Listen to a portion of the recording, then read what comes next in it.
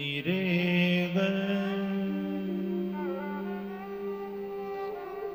ગરે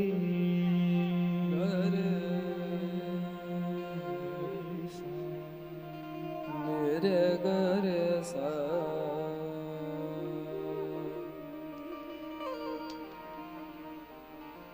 બંસી વિભૂષિત કરા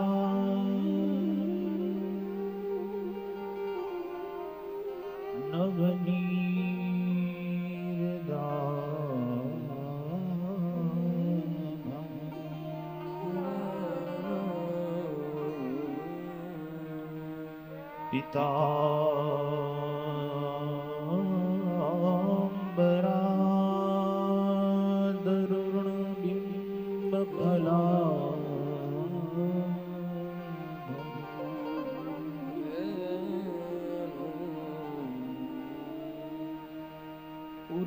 પૂર્ણેન્દુ સુંદર મુખાંદર વિંદ નેત્રા કૃષ્ણાત પરમ કિમપિ તદ્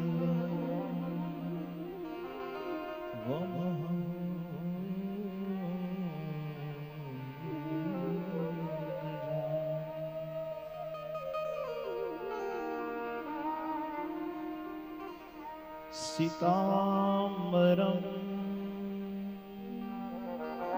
નૈષ્ટિકવર્ણિ વેશમ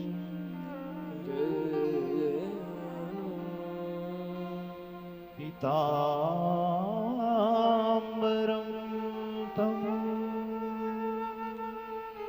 નટવર્ય વેશમ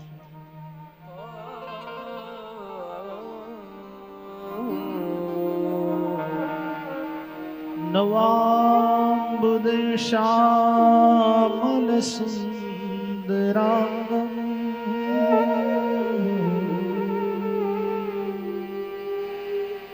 વંદે હરિધર્મ સુતમ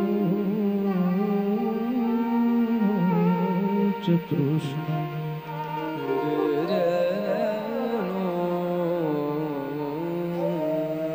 શ્રૂયતા દેવ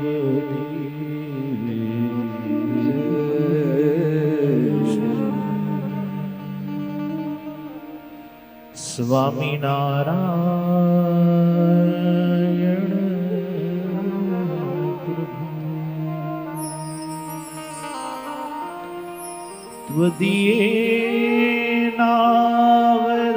ત્વદીયેનાવધાનેન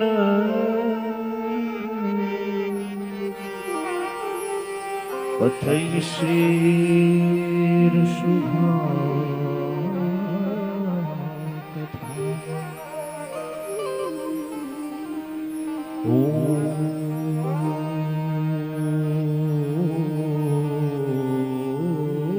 ઓમ શ્રી સ્વામિનારાયણ નમો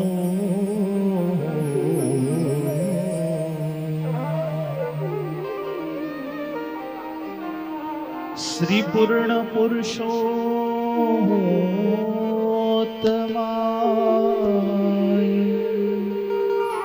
નમો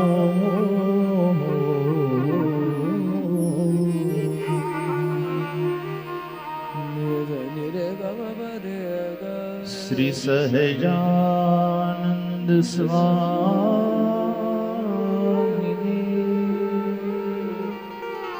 નમો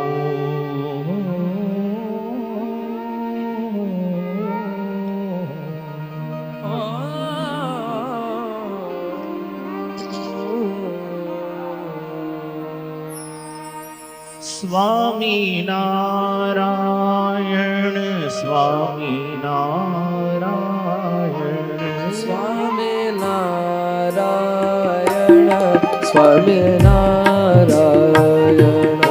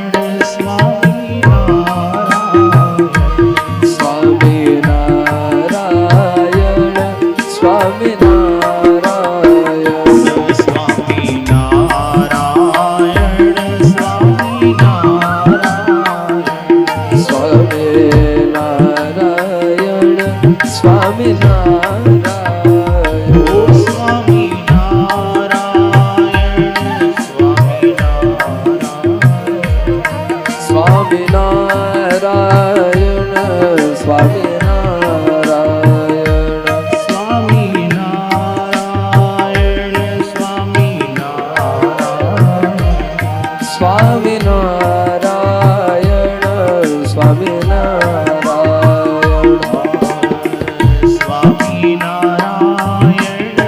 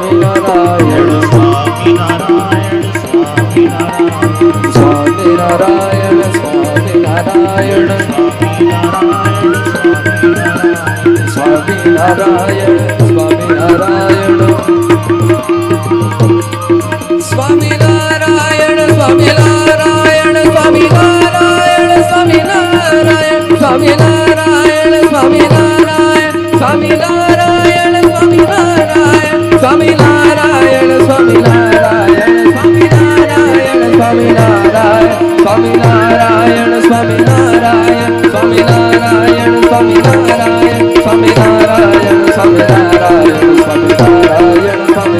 સ્વામિનારાયણ સ્વામિનારાયણ સ્વામિનારાયણ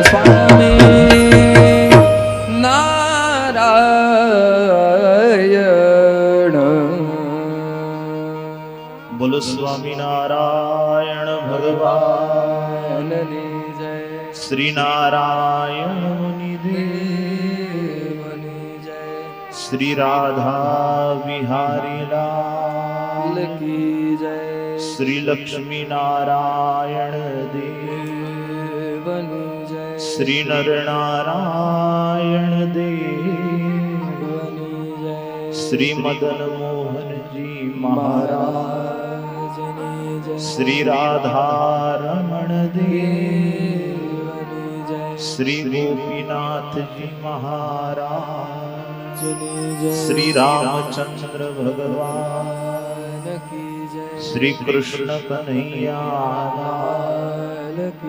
શ્રી સિદ્ધેશ્વર મહાદેવ શ્રી વિઘ્ન વિનાયક દેવ શ્રી કષ્ટભંજન દેવની જય ઓ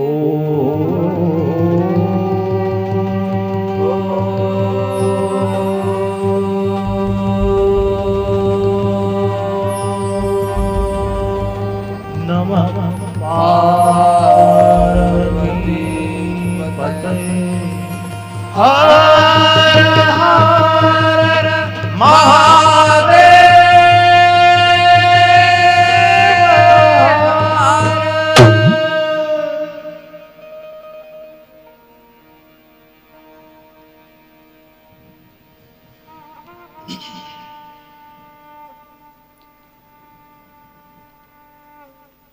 પરમ કૃપાળુ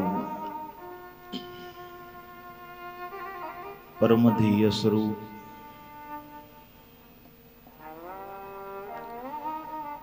ઉપાસ્ય ભગવાન નારાયણ મુનિ દેવ શ્રી રાધા રાધા વિહારીલાલ ભગવાન એમના પાવન ચરણ કમલ સાનિધ્યમાં પિતૃઓની સ્મૃતિમાં પવિત્ર પુરુષોત્તમ માસમાં એમાંય આપણા સૌના પ્રાણ આધાર ભગવાન નારાયણ મુનિ દેવના પાવન સાનિધ્યમાં કલ્યાણકારી સાપ્તાહિકી શ્રીમદ ભાગવત કથાનું સુંદર આયોજન મંદિરના મહંત સદગુરુ કોઠારી સ્વામી પુરુષોત્તમ પ્રકાશદાસજી એમના માર્ગદર્શનથી કરવામાં આવ્યું છે. પૂજ્ય વિનય સ્વામી વગેરે સર્વે સંતો, યજમાન પરિવાર, રમેશભાઈ હિરપરા, અન્ય સર્વે સહાયક યજમાનો, સહિતા પાઠી સર્વ ભૂદેવ મંડળી, સંગીત વાદન મંડળી, પ્રસારણ કરવાવાળા સર્વે ટીમના સભ્યો અને ઉપસ્થિત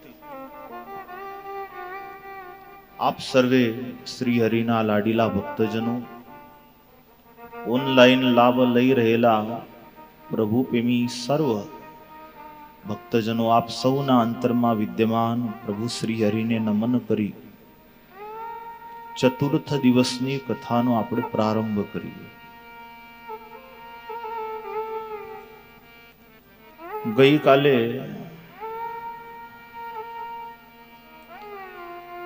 વિદુરજીનો ભાવ ભગવાને પૂર્ણ કર્યો એ કથાને આપણે સમજી રહ્યા હતા.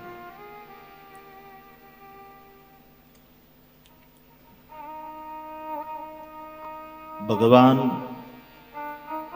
જ્યારે જીવ ઉપર કૃપા કરે છે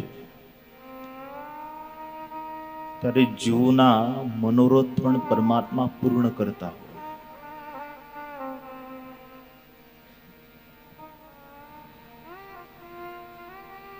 બીજા સ્કંદમાં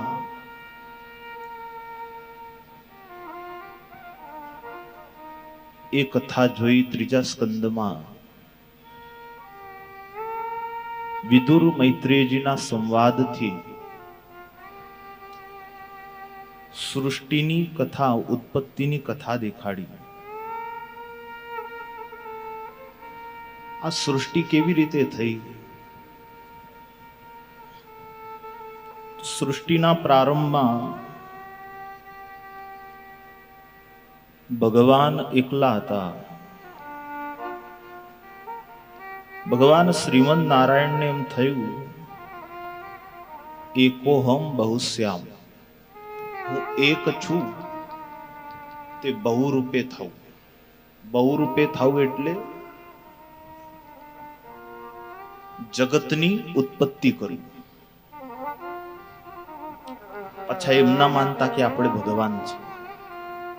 બહુ રૂપે થાવ તો ઘણા એમ માની લે કે આપણામાં ભગવાન જ તો બહુ રૂપે થયા. અંતર છે જીવમાં અને ભગવાનમાં. ઘણું અંતર છે. ઘણું એટલે ક્યારેય જીવ પરમેશ્વર થઈ જ ના શકે.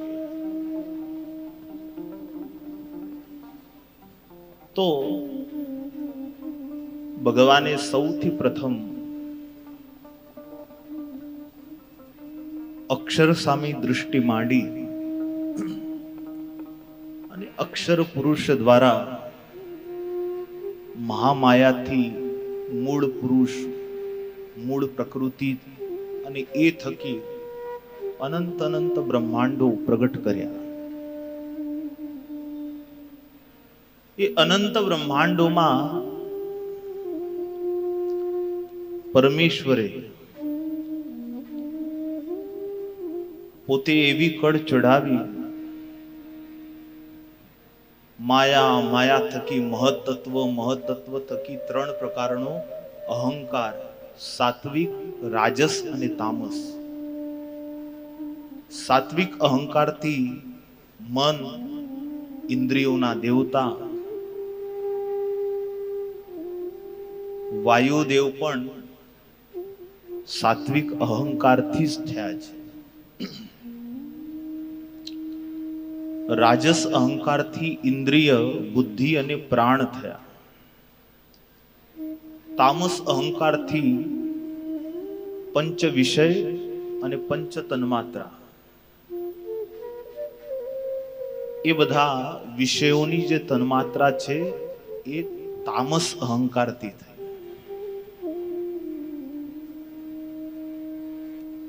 આને છે ને પ્રેક્ટિકલ જીવનમાં સમજવું. આપણી પાસે આજે સમય બહુ ઓછો છે,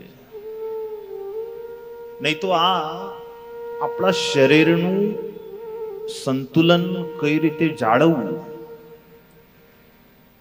યોગીઓ આના દ્વારા શરીરને સાચવતા હોય છે. તો પૃથ્વીની તન્માત્રા છે ગંધ. એવી રીતે 24 તત્વો થયા. 24 તત્વોમાં કોણ કોણ આવે? સૌથી પહેલા પંચ મહાભૂત, પૃથ્વી, જળ, તેજ, વાયુ અને આકાશ. પછી એની તન્માત્રાઓ થઈ: શબ્દ, સ્પર્શ, રૂપ, રસ અને ગંધ. પછી ક્યાંક ક્યાંક પંચ પ્રાણ પણ કહે છે. પ્રાણ, અપાન, વ્યાન, ઉદાન અને સમાન. કેટલા થયા? 15 થયા. પછી 4 અંતકરણ, મન, બુદ્ધિ, ચિત્ત અને અહંકાર. હજી 5 રહ્યા.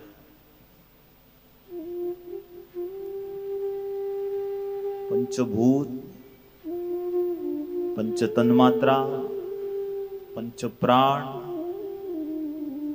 કર્મેન્દ્રિયો રહી, જ્ઞાનેન્દ્રિયો રહી. આમ તો પ્રાણને ઇન્દ્રિયો ભેળી ક્યાંક ક્યાંક ગણી છે. પંચ જ્ઞાનેન્દ્રિય અને પંચ કર્મેન્દ્રિય 10, પંચ વિષય, પંચભૂત અને 4 અંતકરણ, 24. અને આ વિરાટ પછી તૈયાર થયું. એવી રીતે 24 ભૂતનું આ વિરાટ, 24 તત્વનું.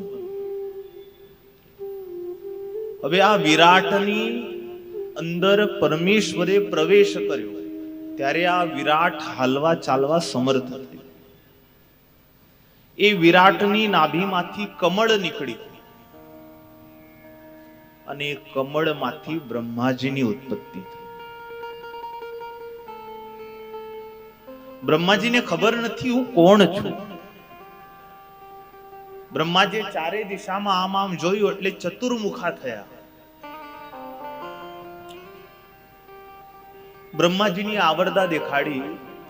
બ્રહ્માજીના 12 કલાકમાં 1000 સતયુગ, 1000 ત્રેતાયુગ, 1000 દ્વાપરયુગ ને 1000 કળિયુગ જાય. એને એક કલ્પ કહે છે. એટલી ને એટલી બ્રહ્માજીની રાત્ર છે. એટલે એના 24 કલાકમાં છે એક અહોરાત્રિના દિવસમાં આપણા 2,000 બધા યુગો જાય. આવડું મોટી આવરદા છે બ્રહ્માજીની. મેં તો એક જ દિવસની થઈ ગઈ છે. આવા 30 દિવસનો એક મહિનો, આવા 12 મહિનાનું એમનું વર્ષ, અને આવું 100 વર્ષનું બ્રહ્માજીનું આયુષ્ય, અને આવા 3.5 કરોડ બ્રહ્માજી જ્યારે જાય ત્યારે જીવને એકવાર મનુષ્ય દેહ મળે છે. એટલે તમે જો અહીં બેઠા છો ને માનવ દેહ ધારીને, ભાઈ બહુ મોટું આપણે કામ કરીને આવ્યા છે. હા, બહુ લાંબી મંજિલ પાર કરીને આપણે અહીં બેઠા છીએ. ભગવાનની કૃપા થઈ ગઈ માનો, નહીં તો આવા સત્સંગમાં દેહ મળે નહીં. કૂતરા, બલાડા, 4 ખાણો છે, અંડજ, ઉદ્ભી, સ્વેદજ, જરાયુજ. કેટલી વખત એમાં ફર્યા. હવે માનવ બનીને ભગવાનના ભક્ત બનીએ એટલા માટે આ કથા છે કે આપણો જે દેહ ભાવ છે છૂટે અને ભગવાનને ગમી એવા ભક્ત બનીએ. બ્રહ્માજીને ખ્યાલ આવ્યો નહીં કે મારી ઉત્પત્તિ ક્યાંથી, તો જે કમળ ઉપર બેઠા હતા એની નાળમાં શોધવા ગયા. 100 વર્ષ સુધી ગયા, પાર કર્યું અંતર કમળનાળમાં, અડધા સુધી પહોંચ્યા નહીં. કમળ કેટલું મોટું હશે, એની નાળ કેટલી લાંબી હશે, દાંડી. થાક્યા એટલે બેઠા, ત્યાં આકાશવાણી થઈ, તપ. એટલે બ્રહ્માજીએ તપ કર્યું અને તપને અંતે ભગવાને એમને દર્શન દીધા. બ્રહ્માજીને ભગવાને જ્ઞાન આપ્યું, તમે બ્રહ્મા છો, સૃષ્ટિના ઉત્પત્તિના કરનારા છો. બ્રહ્મદેવ કહે છે મને તો કઈ જ્ઞાન નથી. ભગવાન કહે છે તમે ચિંતા ન કરશો. એક સંકલ્પ કર્યો અને પોતાના સ્વરૂપનું જ્ઞાન બ્રહ્માજીના હૃદયમાં ભગવાને સ્થાપન કરી દીધું. તેને બ્રહ્મ હૃદય આદિ કવય. ભાગવતજીમાં વ્યાસજીએ લખ્યું, બ્રહ્માજીના હૃદયમાં ભગવાનને જ્ઞાન મૂકી દીધું. એટલે એમને કોઈ વેદ ભણવાની જરૂર પડી નહીં. ભાઈ ભગવાન કૃપા કરે તો બધું જ થાય. અને પરમેશ્વરના નામની વ્યાખ્યા જે છે, કર્તુમ અકર્તુમ અન્યથા કર્તુમ. અને તેમ છતાં સમર્થ હોય ને પરમેશ્વર કહેવાય. આપણા નંદ સંતોએ ભગવાનના ભજનના બળે તો ગામડે ગામડે જઈને લોકોને ભગવાન ઓળખાવ્યા. કેટલાક વિદ્વાન હતા, એમ નહીં કે બધા અભણ જ હતા. અરે વિદ્વાનની દૃષ્ટિએ તો ગોપાળાનંદજી સ્વામી, મુક્તાનંદજી સ્વામી, નિત્યાનંદજી સ્વામી, ભગવતાનંદજી સ્વામી, આ બધા પંડિતો હતા. બીજા પણ સંતો હતા. એમને ભગવાનના સ્વરૂપનું બળ હતું. એ બળના કારણે વાત કરતા તો લોકો એ વાતને માની લે.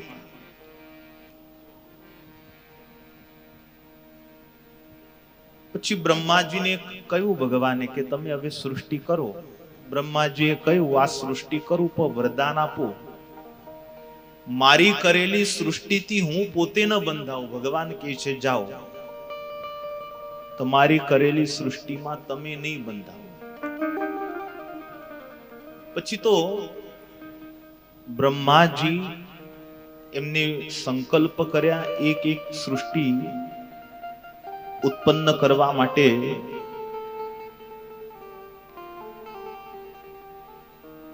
સૌથી પહેલા પોતાના મનથી પુત્રો પ્રગટ કર્યા. 4 સનત કુમાર, સનક, સનંદન, સનાતન, સનત કુમાર. ચારેયને આજ્ઞા કરી ગૃહસ્થ બનો. ચારે હાથ જોડ્યા, મહારાજ અમારે ક્યાં તમે આ જફામાં નાખો છો? અમે તો બ્રહ્મચારી છીએ, અમારી પાસે આશા ન રાખશો. એટલે પછી બ્રહ્માજીને થયું કે આ પહેલું જ હજી પ્રોડક્ટ છે અને એમાં આ લોકોએ ના પાડી દીધી. એટલે ક્રોધ આવ્યો. તો ક્રોધ આવ્યો, જો ગુણો ઉપરથી દેવોના વર્ણ શરીર પણ દેખાડ્યા. બ્રહ્માજી ઉત્પત્તિના કારક છે. રજોગુણ વગર ઉત્પત્તિ થતી નથી. એટલે બહુ ભોગ જે ભોગવે છે એને અકાળે વૃદ્ધત્વ આવી જાય છે. એટલે બ્રહ્માજીને તમે જોયું હશે, સિરિયલ, ધાર્મિક સિરિયલ જોયું હોય, ફોટો જોયો હોય તો એમને ગરડા જેવા દેખાયા છે. બ્રહ્માજીને મોટી દાઢી દેખાડી છે, એ ધોળી, અને વૃદ્ધ હોય એવું બ્રહ્માજીનું રૂપ દેખાડ્યું છે. વાસ્તવિક બ્રહ્માજી એવા નથી, પણ હવે ગુણે કરીને એ ગુણનું કાર્ય કરે છે એટલે એમને વૃદ્ધ દેખાડ્યા છે. ક્રોધ આવે તો સૌથી પહેલા આપણું કયું શરીરનું અંગ વિચલિત થાય? આ આટલો ભાગ છે, આની અસર થાય. કપાળ, આ ભ્રમર, આંખ. એટલે શિવજીની ઉત્પત્તિ અહીંથી થઈ.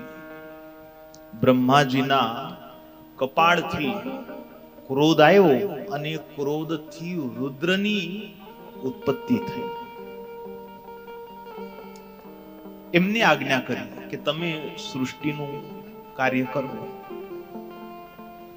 હવે ક્રોધ છે, રજોગુણનો ત્યાં અભાવ છે, અને ક્રોધ કોઈને મારવું હોય તો એ વખતે સત્વ ગુણ પણ કામ કરતો નથી. એ વખતે તમો ગુણનું જ પ્રાધાન્ય હોય છે.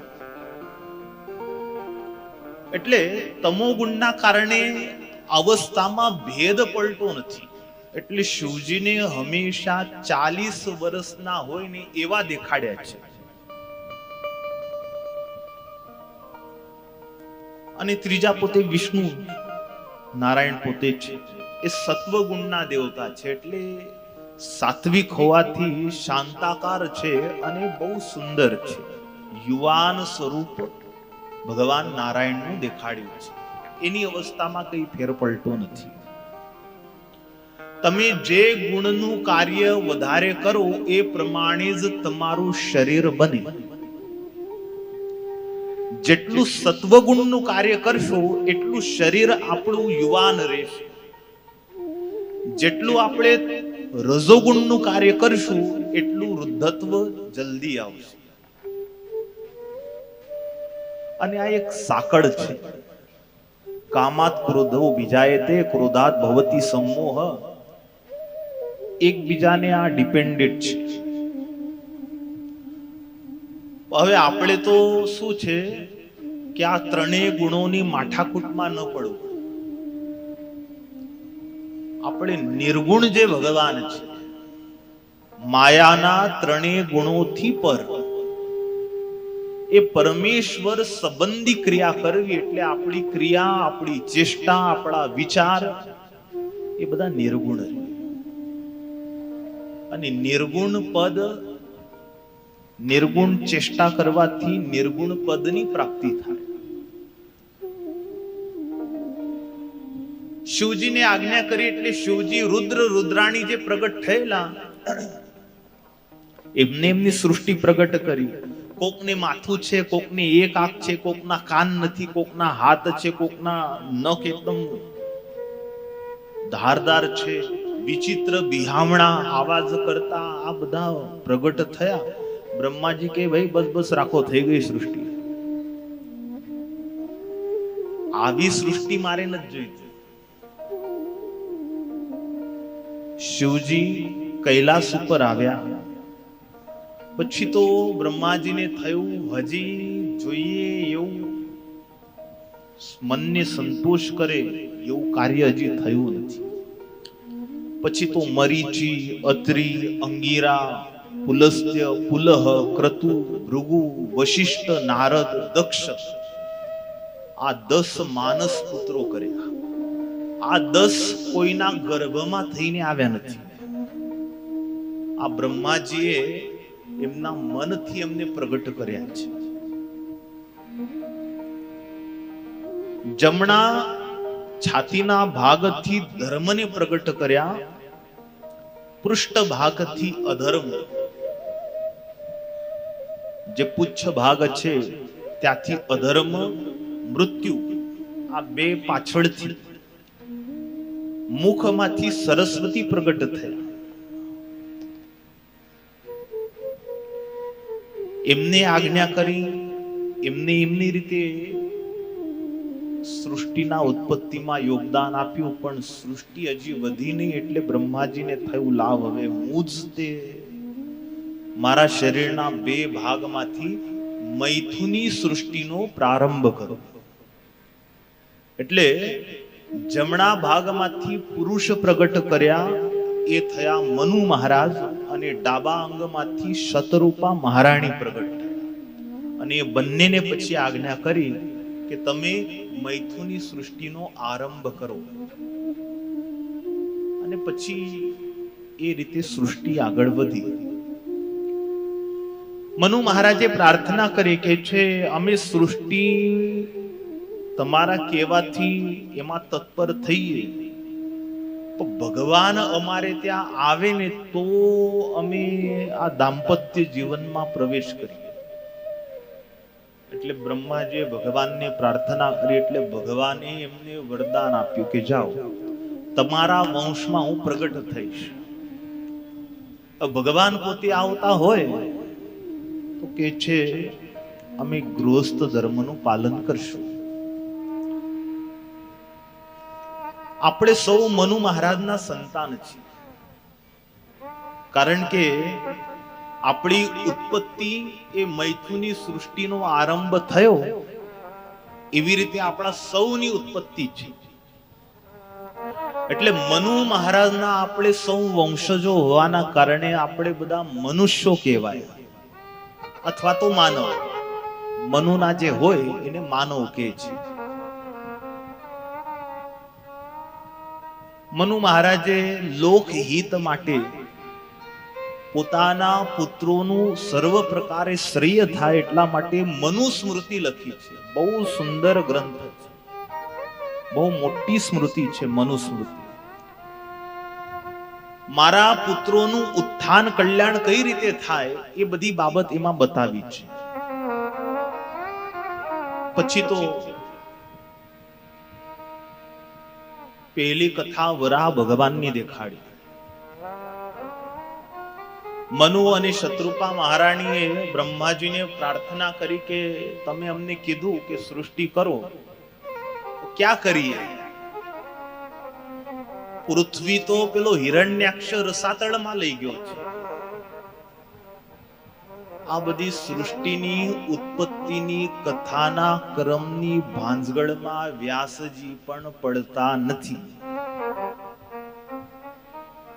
બોલો, બ્રહ્માજીએ આટલા લોકોની ઉત્પત્તિ કરી, એમાં હિરણ્યાક્ષ ને હિરણ્યકશિપુ હતા નહીં. હજી તો કશ્યપ ઋષિની પણ ઉત્પત્તિ થઈ નહોતી.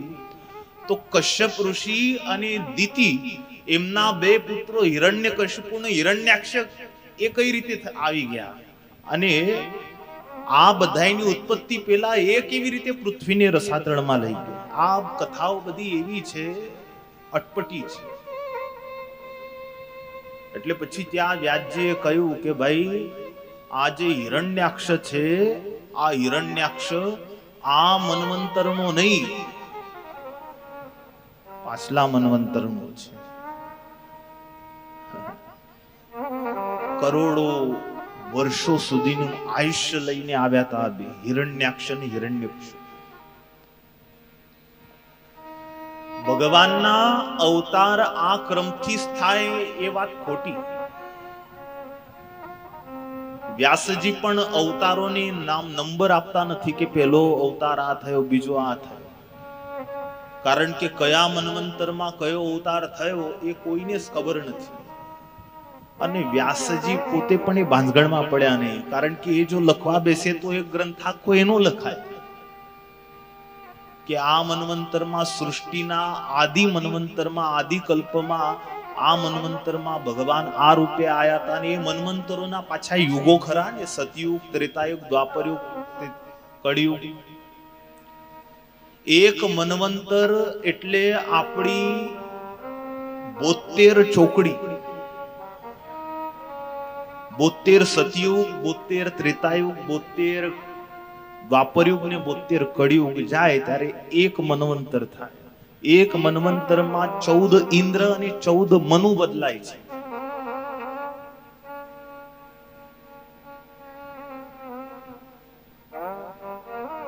સૃષ્ટિ થઈ ત્યારથી કેટલાય મન્વંતરો થઈ ગયા. આજે બ્રહ્માજી હાલમાં છે, આમના 50 વર્ષ પૂરા થઈ ગયા છે ને 51મા વર્ષનો પ્રારંભ એમનો થઈ ગયો છે ને એ 51મા વર્ષમાં પ્રવેશેલા આ બ્રહ્માજીના આયુષ્યનો આ 7મો મન્વંતર ચાલે છે. વૈવસ્વત નામનો આ મન્વંતર છે. દ્વિતીય પરાર્ધે શ્વેત વરાહ કલ્પ, શ્વેત વરાહ નામનો કલ્પ આ ચાલી રહ્યો છે અને આ શ્વેત વરાહ કલ્પમાં આ 7મો વૈવસ્વત મન્વંતર ચાલે છે. 1000 ગુણ્યા 72 કરો,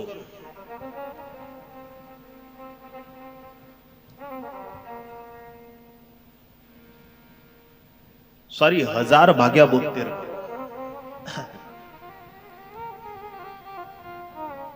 1000 ભાગ્યા 72 કરીને જે આંકડો આવે એટલા મન્વંતર એક કલ્પમાં થાય. લગભગ 14 જેટલા મન્વંતર એક કલ્પમાં થાય છે. એક કલ્પમાં એટલે બ્રહ્માજીના 12 કલાકમાં, બ્રહ્માજીના 12 કલાકમાં 14 જેટલા મન્વંતરો થઈ જાય છે.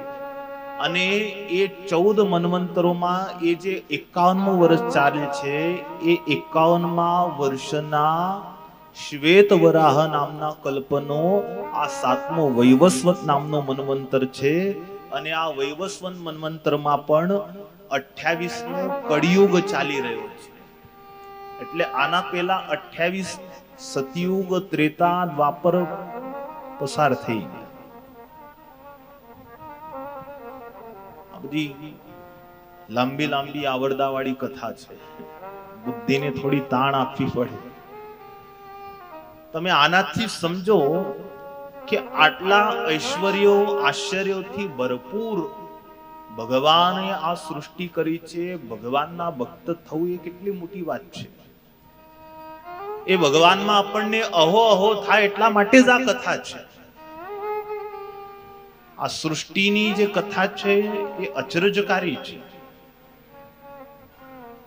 બ્રહ્માજીને ચિંતા થઈ, પેલું પૃથ્વી પેલા હિરણ્યાક્ષ લઈ ગયો હતો એટલે બ્રહ્માજીને છીક આવીને છીકમાંથી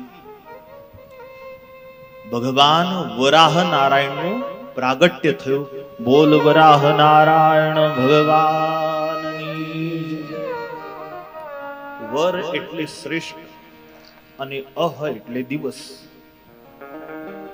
જે દિવસે અંતરમાં ભગવાનનું પ્રાગટ્ય થાય એ જ દિવસ વરાહ છે, શ્રેષ્ઠ. હિરણ્યાક્ષનો ભગવાને ઉદ્ધાર કર્યો અને આ 50 કરોડ યોજન જેટલી મોટી આ પૃથ્વીને ભગવાન વરાહ નારાયણ પોતાના દાંતમાં લઈ અને રસાતળમાંથી આકાશ ગંગામાં આને સ્થિર કર્યું. ભગવાન વરાહ નારાયણનું સ્વરૂપ કેટલું મોટું હશે, એ કેટલા મોટા હશે.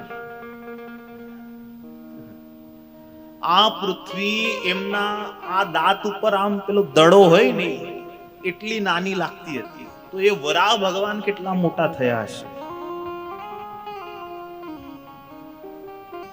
ભગવાનના અવતારોની કથા સાંભળો ને તો પણ આપણને એમ થાય કે આ ભગવાન જ આવું કરી શકે. અરે કુર્મ રૂપે ભગવાન પ્રગટ થાય. કાચબો હોય તો કાચબો કેટલો મોટો હોય. કુર્મ પુરાણમાં વ્યાસજીએ લખ્યું, કુર્મ રૂપે જ્યારે ભગવાન પ્રગટ થયા હતા ને 1 લાખ યોજન જેટલા વિસ્તારમાં કુર્મનું દેહ ધારણ કરેલું. 1 લાખ યોજન એટલે 12 લાખ કિલોમીટર જેટલા એરિયામાં તો એમનું શરીર હતું ખાલી. કેટલો મોટો કાચબો થયો.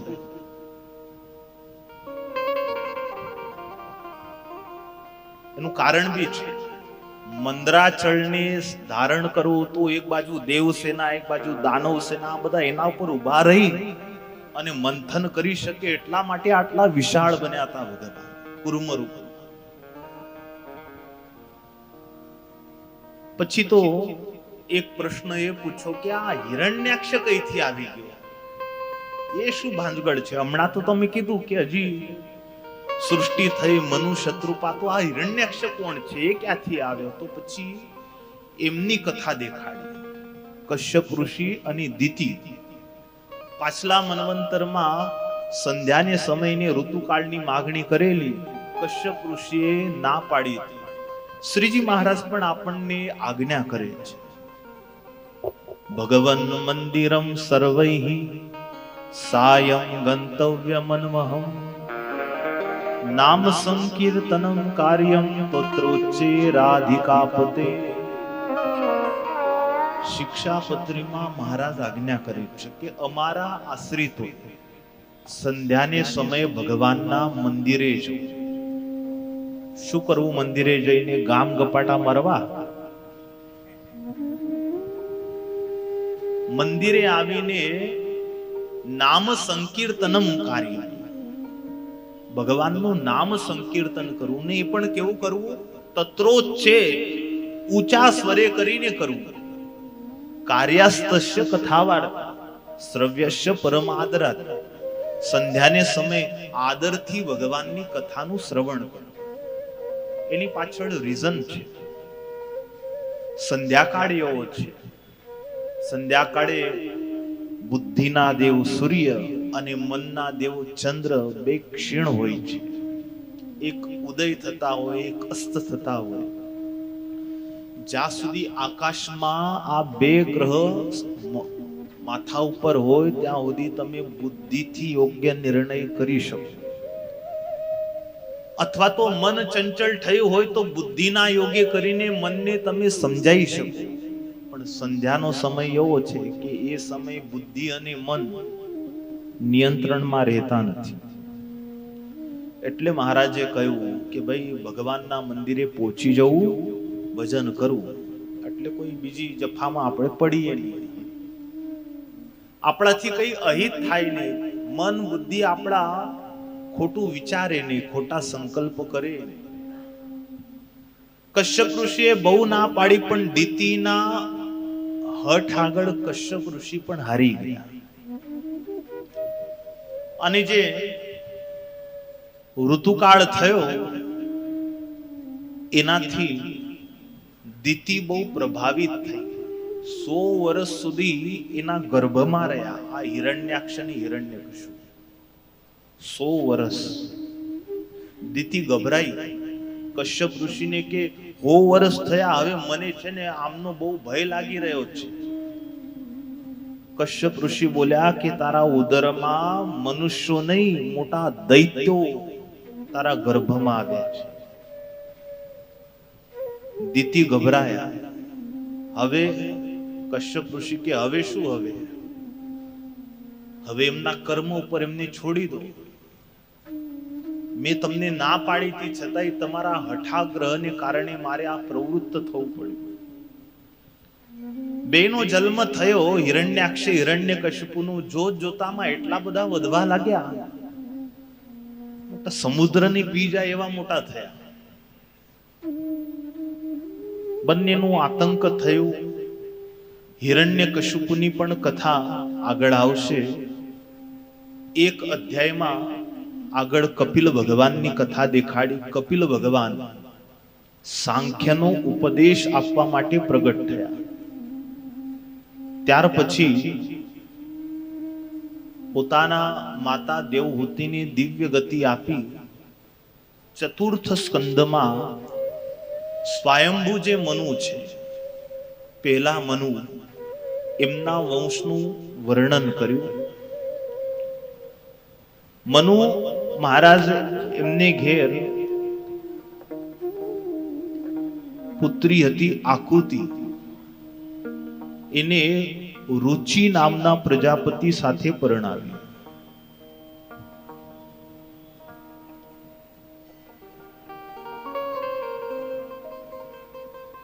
એમને ત્યાં યજ્ઞ નારાયણ પ્રગટ થયા.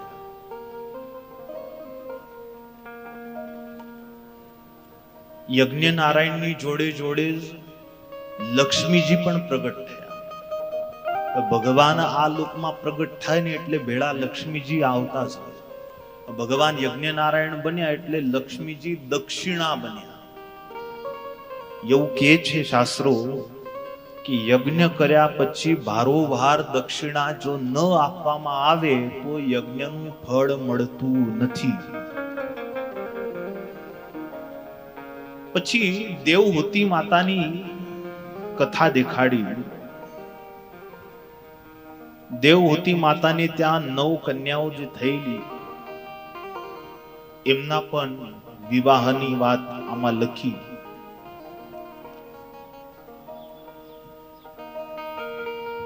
પ્રસૂતિનો વંશ દેખાડ્યો. પ્રસૂતિ જે સ્વયંભૂ મનુના દીકરી હતા એમને દક્ષ સાથે પરણાવી. દક્ષ પ્રજાપતિને 16 કન્યાઓ થઈ. એમાંથી 13 ધર્મદાદાને આપી અને એ 13માં જે મૂર્તિ માતા હતા, મૂર્તિ માતા થકી ભગવાન 4 રૂપમાં પ્રગટ થયા. ધર્મ, કૃષ્ણ, નર અને નારાયણ. એ જ ધર્મદેવ અને મૂર્તિ માતા કળિયુગમાં ધર્મદેવ અને ભક્તિ માતા બન્યા. અને એમને ત્યાં જ પાછા નરનારાયણ પોતે મહારાજના રૂપમાં પ્રગટ થયા. સ્વાહા નામની જે દીકરી હતી અગ્નિને આપી, સ્વધા નામની પિતૃઓને આપી. આ બીજી જે 3 દીકરીઓ હતી 13 ધર્મદાદાને આપી, રહી 3 તો એમાંથી સ્વાહા નામની અગ્નિને આપી. એટલે અગ્નિમાં આહુતિ આપવાની થાય એટલે સ્વાહા. પછી પિતૃ સંબંધી કાર્ય હોય તો પિતૃઓને જ્યારે તર્પણ આપો ત્યારે સ્વધા બોલવું પડે છે, ત્યાં સ્વાહા ન બોલાય. તો પિતૃઓને સ્વધા આપી અને દક્ષ પ્રજાપતિને સૌથી નાના દીકરી હતા સતી, જે દક્ષ પ્રજાપતિના બહુ પ્રિય હતી. નાનપણથી જ સતી માતા ઉપર દક્ષ પ્રજાપતિને બહુ પ્રેમ. આમ તો અન્ય પુરાણો થકી સતી માતાનો પ્રસંગ એવો દેખાડ્યો કે બ્રહ્માજી અને ભગવાન વિષ્ણુ એમને ભગવાન શિવ એમને મનાવી અને આ સૃષ્ટિનું પ્રજાપતિ પદ દક્ષ એમને સોંપ્યું. દક્ષ બહુ રાજી થયા. એમને બ્રહ્માજીને વાત કરી, પિતાજી આ સૃષ્ટિ હું કરું, તમે કહો એ પ્રમાણે કરું, પણ આ સૃષ્ટિમાં મને આનંદ મળતો રહે એવી કૃપા અરબ. એટલે બ્રહ્માજીએ કહેલું કે તું જગદંબાની ઉપાસના કર. એટલે દક્ષ પ્રજાપતિએ જગદંબા માતાની આરાધના કરી. બ્રહ્માજીએ કહેલું જગદંબા પ્રસન્ન થાય તો માગી લેજે, મારે ઘેર પુત્રી બનીને આવું. એટલે જગદંબાએ દર્શન દીધા. દક્ષ પ્રજાપતિને માગવાનું કહ્યું. દક્ષ પ્રજાપતિએ માગ્યું કે તમે મારે ઘેર પુત્રી બનીને આવો. એટલે જગદંબાએ કહ્યું કે હું તમારે ઘેર પુત્રી બનીને આવીશ, પણ જ્યારે તમે મારું અપ્રિય કરશો ત્યારે હું તમારો ત્યાગ કરી દઈશ, ત્યારે હું તમારી જોડે નહીં રહું. એ જ જે જગદંબા છે એ જગદંબા જ સતી બનીને આવ્યા છે. આમ તો આ જગદંબાને ભગવાન નીલકંઠ વર્ણીએ ભગવાનની યોગ માયા કહ્યા છે. શ્રી વિષ્ણુ કાર્યો દ્યતયોગ માયામ ઉમામહમ ત્વામ પ્રણમામિ દેવી. સુંદર વનમાં જગદંબા અને ભગવાન શિવ જ્યારે સાથો લાવ્યા હતા અને ભગવાન જમ્યા ત્યારે ભગવાન નીલકંઠ વર્ણીય શિવજીની સ્તુતિ કરી, ત્યાર પછી માં જગદંબાની સ્તુતિ કરી. અને એ સ્તુતિમાં જગદંબા માતાને ભગવાનના યોગ માયા કીધા છે. એટલે જગદંબા આપણને સૌને એને વંદન કરીએ, એને પૂજીએ તો આપણે શું કરશે? આપણી જે વૃત્તિ છે ને એ ભગવાનમાં જ લગાડી છે.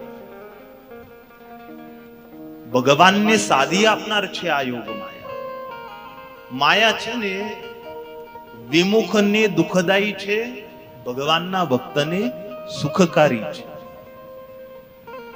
તો ભગવાનના ભક્તોને સુખકારી કઈ રીતે? તો એની જે વૃત્તિ છે એનો લય ભગવાન સાથે સાધી આપે છે. સ્વામિનારાયણ સંપ્રદાયમાં જે રીતે લોકો વાત કરે છે કે જગદંબાને કઈ સ્થાન નથી, આટલું સ્થાન તો શ્રીજી મહારાજે એમને આપ્યું છે. અને આપણે સત્સંગીઓએ પણ આપણા મનમાં કોઈ ગેરસમજ હોય તો એને દૂર કરી દઈએ. આપણા જે ગ્રંથો છે એને બરાબર સમજવા જોઈએ. મહારાજે નવરાત્રીનું વ્રત કરવાનું કહ્યું છે, સત્સંગીઓને પણ કહ્યું છે. ભાડેર ગામમાં જ પૂછાયેલું કે અમે હવે આપના આશ્રિતો છે તો અમારે નવરાત્રીનું વ્રત કરવું કે ન કરવું? ત્યારે મહારાજ કહે છે કુળાચાર પ્રમાણે જગદંબાનું વ્રત જો કરતા આવ્યા હો તો શ્રદ્ધાપૂર્વક અવશ્ય કરવું. એ આપણી વૃત્તિને ભગવાન સાથે જોડી આપે છે. તમે ભલે એને ન માનો પણ આપણી જે વૃત્તિ છે ને એ રૂપે એ જ છે. એટલે એનું આપણે ગ્રહણ કરીએ છીએ, એના કારણે જ આપણે ભગવાનના થયા છીએ. અને જે કઈ ભજન થઈ રહ્યું છે એમાં એ સહાયભૂત છે. તો પછી ત્યાં ન માનવા કરતા છે ને એને આદરથી એને પૂજીએ, એના ઉત્સવ કરીએ, એમાં જ ખરો વિવેક છે. સતી માતા અને શિવ એમની કથા બહુ દિવ્ય છે. સૃષ્ટિનો પહેલો પુરુષ અને સ્ત્રીનો પ્રેમ હોય તો શિવ અને સતી છે. દક્ષ પ્રજાપતિને બહુ પ્રિય હતા સતી. બ્રહ્માજીના કહેવાથી સતી માતાની સાથે શિવજીના લગ્ન કરાવ્યા. આમ તો દક્ષ પ્રજાપતિની શિવજી ઉપર પહેલાથી જ વેર, એને પૂર્વાગ્રહ બંધાઈ ગયો હતો શિવ સાથે.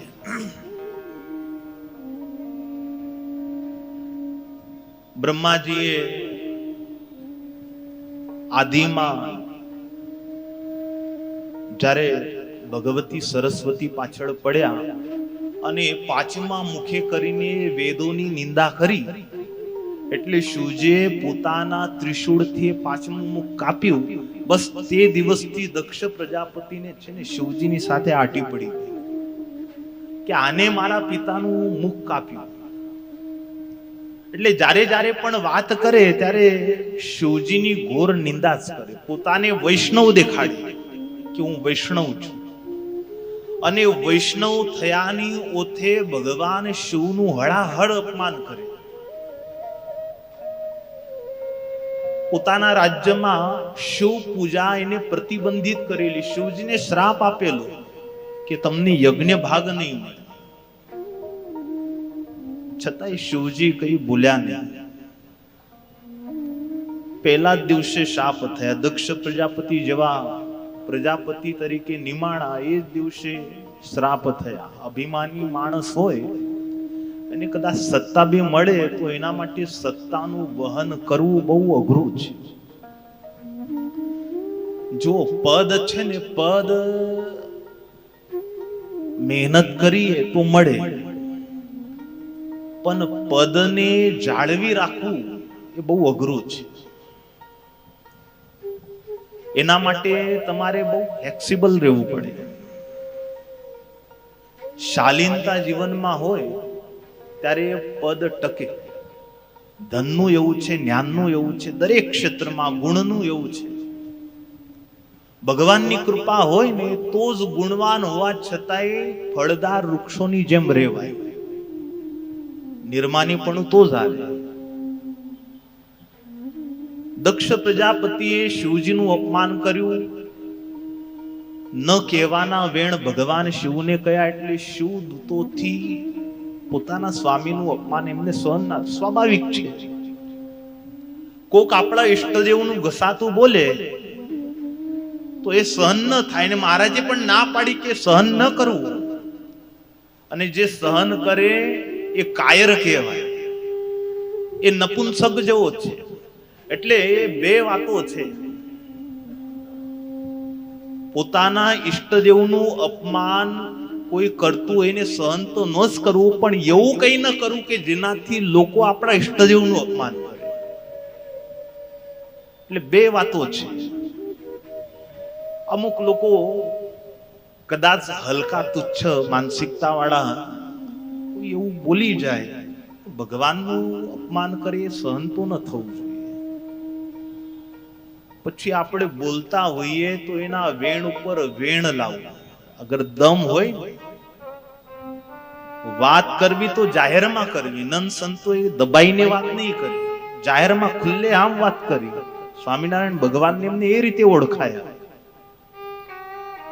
તો જાહેરમાં વાત કરવા માટે પ્રમાણ હોવું જોઈએ. પોતે પણ અનુભૂતિ હોવી જોઈએ, અનુભવ પોતાનો હોવો જોઈએ, તો તમે જાહેરમાં વાત કરી શકો. શિવજીનું અપમાન કર્યું એટલે શિવ ગણોએ શ્રાપ દીધો, જા. આજે હજી પહેલો દિવસ છે. જેની કૃપાથી કહે છે તને પ્રજાપતિ પદ મળ્યું. જે મુખે કરીને શિવ સ્તુતિ કરવી જોઈએ એ મુખે કરીને શિવ નિંદા કરે છે. જા, તારું મુખ બકરાનું થાય. તો સામા દક્ષ પ્રજાપતિએ એમને શ્રાપ દીધા, તમે બધા જ લક્ષ્મી વિહીન થઈ જાઓ. હામ હામી શાપ થયા. શિવજી ઉભા થઈને ચાલ્યા ગયા. શિવજીને થયું કે હવે એ બહુ રહેવું એ અનિષ્ટને નોતરનાર છે. શિવજીને તો કઈ બગાડી ન શક્યા હોય, કારણ કે એ તો સ્વયં મહાકાળ છે. બગડ્યું હોત તો દક્ષનું જ બગડ. શિવજી તો એવા છે ભાઈ, રાજી થઈ જાય તો બધું લૂંટાઈ દે, પછી જયારે ખીજાય ને ત્યારે પછી છોડે નહીં. ભગવાન શિવ ત્યાંથી નીકળી ગયા. શિવજીની નિંદા કરવા માટે આ દક્ષ પ્રજાપતિએ જીવનભર યાદ રાખ્યું. અભિમાની માણસ હોય ને ક્યારે ભૂલતો નથી, યાદ રાખે છે બધું. એટલે શિવજીની નિંદા અપમાન કરવાના મિશે કરીને કનખલમાં યજ્ઞનું આયોજન કર્યું. સત્કર્મ કરવાનો આશય શુભ હોવો જોઈએ. સત્સંગ કરવાનો આશય મહારાજે બે પ્રકાર કીધા. એક તો ભગવાન રાજી રહે અને મારા જીવનું આત્મકલ્યાણ થાય. આ બસ બે જ આશય હોવા જોઈએ. જન્મ મરણ રૂપ આ ચક્રથી છૂટવું અને પ્રાણાધાર રાજી રહે. બાકી એમાં પછી જેટલા બીજા આશયો વળતા જાય એટલું એમાં દુઃખ આવતું જાય. આપણે ત્યાં ઘણી વખત એવું થાય છે, લોકો દેખા દેખીથી સત્કર્મો કરે છે. ગામમાં કોઈએ કથા કરી હોય, કોઈ ભાઈએ બ્રહ્મચોરાશી કરાવી, કોઈ મોટું આયોજન કર્યું, એટલે એનું જોઈને બીજાને એમ થાય કે આપણે તો એના કરતા સવાય ઉત્સવ કરવો છે. અરે ભાઈ, ઉત્સવ તમારે એના કરતા સવાયો કરવો છે કે ભગવાનને રાજી કરવાનું છે? આ દેખાદેખી સત્કાર્યમાં ન હોય. પછી તો દેવતાઓને પાછું આમંત્રણ આપ્યું, બધાને આપ્યું, શિવજીને ન આપ્યું. પાછું દેવતાઓને એવું કહ્યું કે જ્યારે આવો ત્યારે કૈલાસ ઉપર થઈને આવો. ભગવાન શિવ તો માં સતીને રામ કથા કહી રહ્યા હતા. રામ કથા કહી રહ્યા હતા અને ઉપરથી પેલા વિમાનો દેવો ના નીકળ્યા ને પેલા દેવોય પાછા આવ્યા, કિલકારી કરતા નીકળ્યા. હો હા, જેમ લોકો ફરવા જાય ને ગાડીમાં બેઠા બેઠા મોજમાં હોય ને તો આવાજ કાઢે, એમ દેવતાઓ કિલકારીઓ કરતા ગયા. એટલે માં સતીનું ધ્યાન તૂટ્યું. ઉપર જોયું તો આકાશમાં તો દેવતાઓના વિમાન છવાયા છે. એટલે પછી શિવજીને પૂછ્યું કે સ્વામી, આ બધા દેવતાઓ ક્યાં જાય છે? ભગવાને શિવ કહે છે, દેવી કથામાં ધ્યાન આપો, એને જતા હોય જવા દો.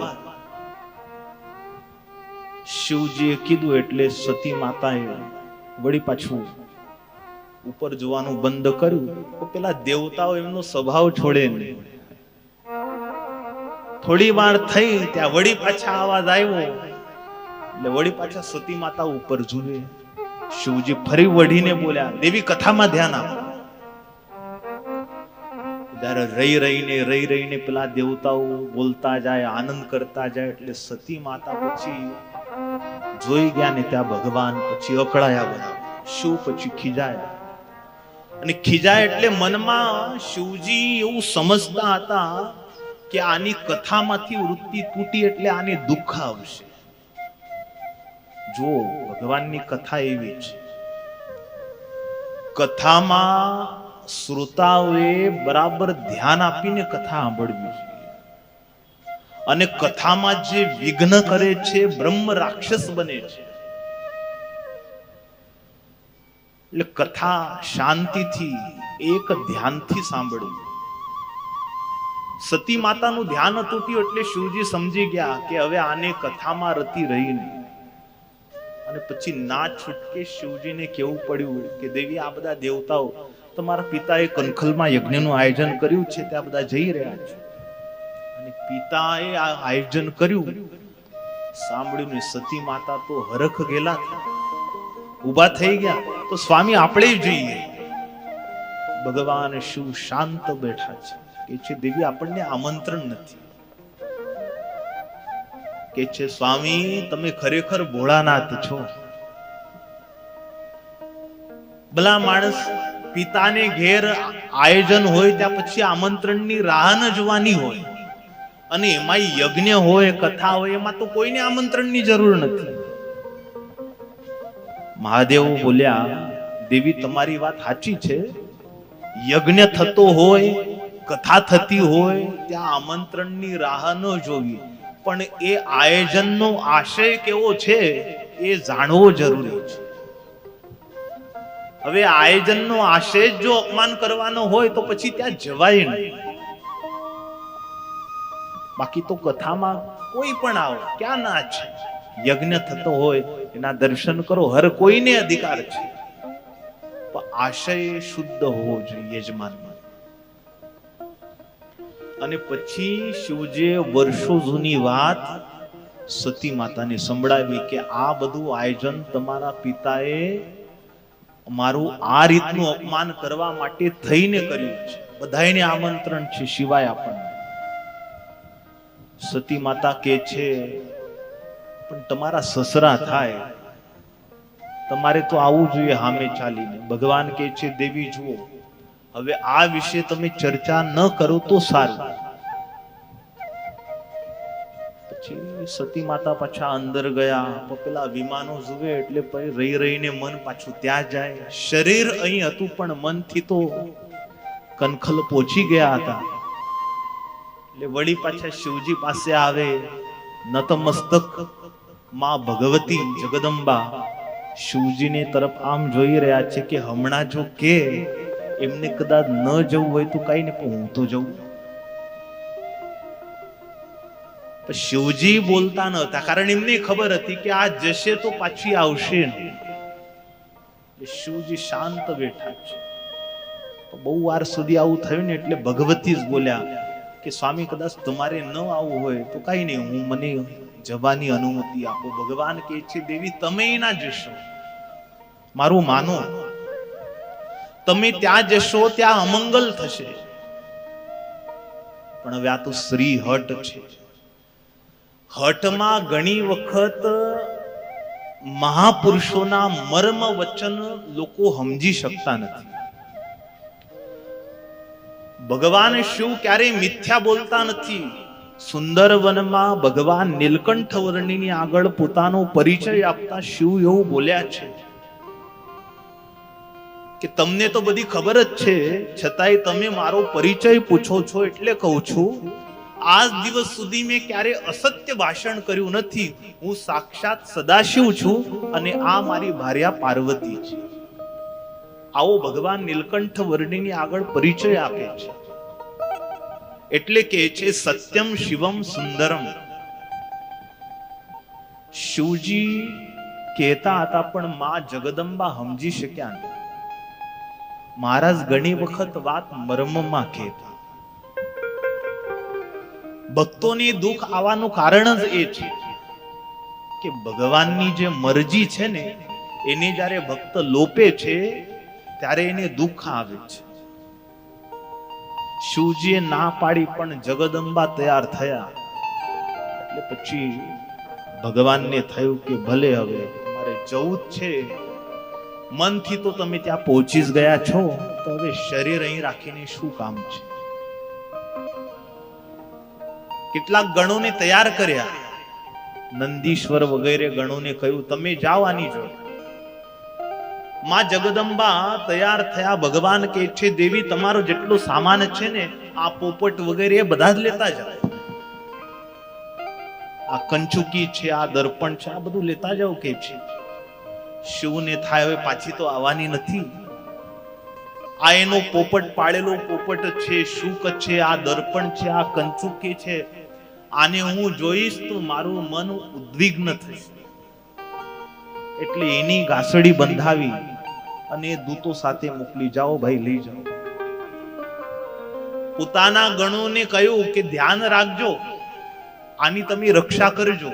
આવી તાકીદથી ભગવાન સદાશિવે આજ્ઞા કરી.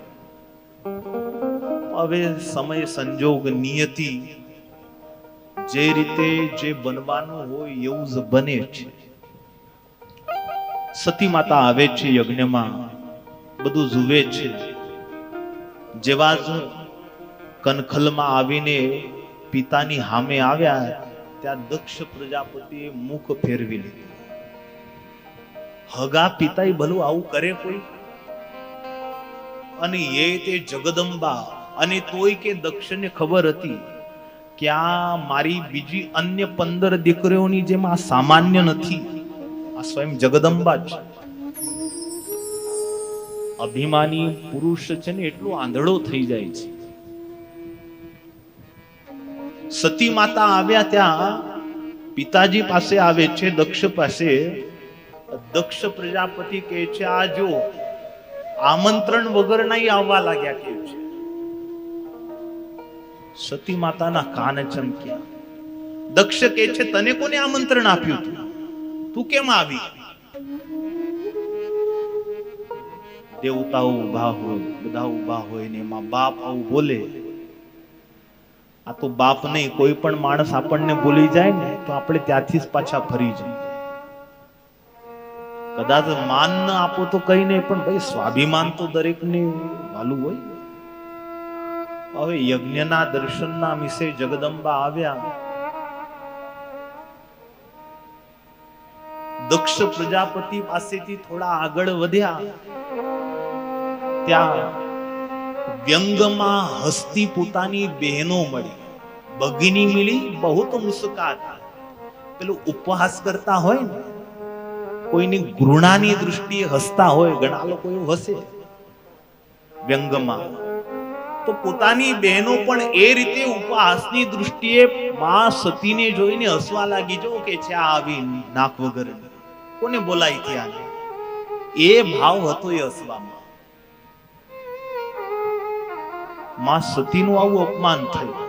એક સાદર મિલી માતા, માં એક ફક્ત એમને બાજ સતીને આદર આપ્યો.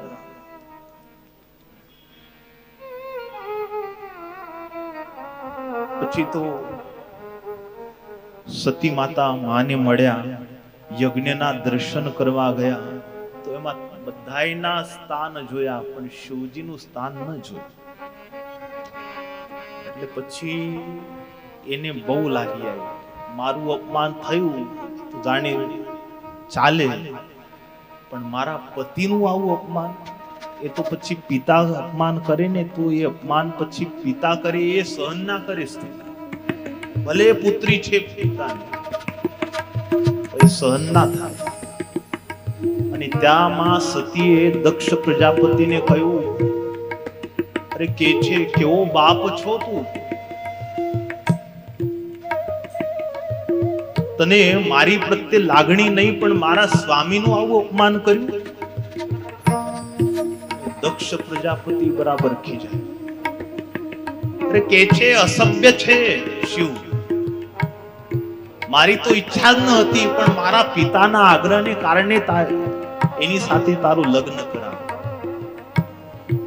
એ અઘોરી છે, સ્મશાનમાં રહેનાર છે, એને ક્યાં સભ્ય સંસ્કૃતિનું જ્ઞાન છે? આપણે બધા સભ્ય સમાજના લોકો છે, એ તો સમાજથી અલગ રહે છે. શિવજીનો મત નિવૃત્તિ માર્ગનો છે. શિવજી વિશે ખૂબ ખૂબ અપમાન કરીને કહે છે, તું શા કારણે આવી, તને કોને બોલાવી, અમારો યજ્ઞ બગાડવા આવી છો, આ મંગલ કાર્ય? એક એક વચન એવા ભારે કીધા દક્ષ પ્રજાપતિ. એટલે માં જગદંબાને પછી સહન ના થાય અને જોત જોતામાં જગદંબા મૂળ સ્વરૂપમાં પ્રગટ થઈ. મૂળ સ્વરૂપમાં પ્રગટ થયા એટલે બધા ભી ગયા, દેવતાઓ, ઋષિગણો. દક્ષ પ્રજાપતિ કહે છે, હું તને ભીતો નથી કે છે, કોઈ ભીષો નહીં કે છે આને. માં જગદંબા કહે છે, હું ધારું તો તને હમણાં મારું, આમાંથી એકય તારી રક્ષા કરવા સમર્થ નથી અગર હું જો નિશ્ચય કરું. પણ આ દેહનો તું જનેતા છે,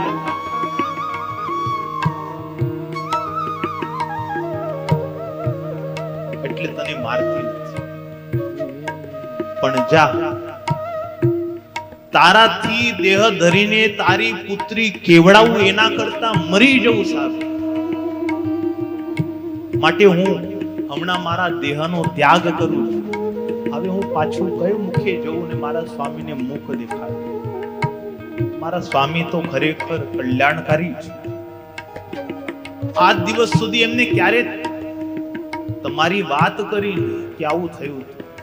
મારા પતિ ખરેખર ભોળા છે, ભોળાના નાથ છે. અરે કે છે શિવ સાથે પરિણય થયો એ તારા ભાગ્યની વાત હતી કે જગદંબાનો વિવાહ એ તે શિવ સાથે કરાવું, એને કન્યાદાન આપવું તારા જીવનનો શ્રેષ્ઠ ભાગ હતો ને તે તપશ્ચર્યા કરી હતી એટલે હું તારે ત્યાં આવી હતી. પણ મેં વરદાન આપેલું તું ભૂલી ગઈ. જ્યારે તું મારું અપ્રિય કરીશ ત્યારે હું તારો ત્યાગ કરી દઈશ, એવું મેં તને કહેલું.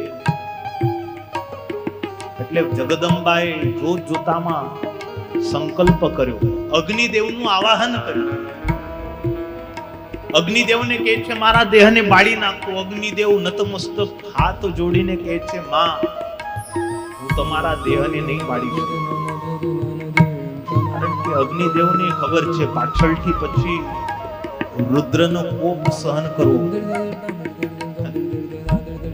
અગ્નિદેવ કહે છે માં, હું તો તમને નહીં જ બાળી શકું, પણ આ સંકલ્પને તમે માંડી વાળો. આવું ન બોલશો માં, તમે કૈલાસે પાછા જાઓ, કૈલાસ પાછા જાઓ. જગદંબા કહે છે મેં કૃત નિશ્ચય કરી લીધો છે, હું હવે પાછી નહીં જાઉં. કયા મોઢે કરીને કહે છે મારે શિવજીને મુખ દેખાડો. અગર તમે ના બાળો તો કઈ નહીં, હું મારી યોગાગ્નિથી મારો દેહ બાળીશ. અને સંકલ્પ કરતા જ પોતાના પગના અંગૂઠામાંથી યોગાગ્નિ ભગવતીએ પ્રગટ થઈ. જ્યારે ભગવતી જગદંબા પોતાનો દેહ બાળી રહ્યા હતા એ વખતે બ્રહ્મદેવ ભગવાન વિષ્ણુ ત્યાં હાજર હતા. જગદંબાએ બળતા બળતા ભગવાનને વિનંતી કરેલી કે હે પ્રભુ, ભવિષ્યમાં મારા જેટલા અવતાર થાય એ દરેક અવતારમાં મને શિવ પદમાં અનુરાગ થાય એવી મારી ઉપર કૃપા.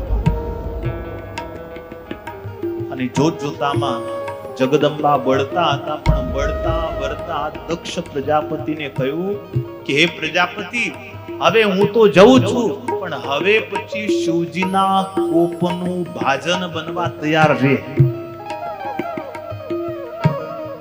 એમ કરતા ભગવતીએ દેહ બાળી દીધો. નંદીશ્વર આદિ ગણોને બાંધી રાખ્યા હતા. એમને આ બધું જોયું એટલે નંદીશ્વર ગણો બહુ વિલાપ કરવા લાગ્યા. નારદજીને થયું કે આ ભોળાનાથને કોણ જઈને કહેશે, લાવ મને જ જઈને કહેવા. સમાધિમાં બેઠા છે, અહીં આટલો મોટો બનાવ બની ગયો ને તો કૈલાસમાં સુખીથી બેઠા છે. નારદજી ગયા નારાયણ નારાયણ કરતા, ભોળાનાથ જાગો, પ્રભુ જાગો.